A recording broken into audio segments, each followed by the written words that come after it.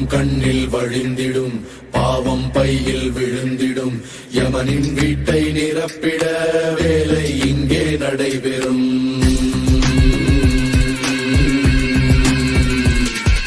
பூலோகம் எப்போதும் இருண்டிடும், பூதத்தின் கூக்குரல் அழைத்திடும்.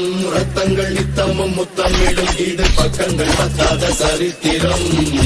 கனலாய் எரியும் மலைக்காடு, நிழலோ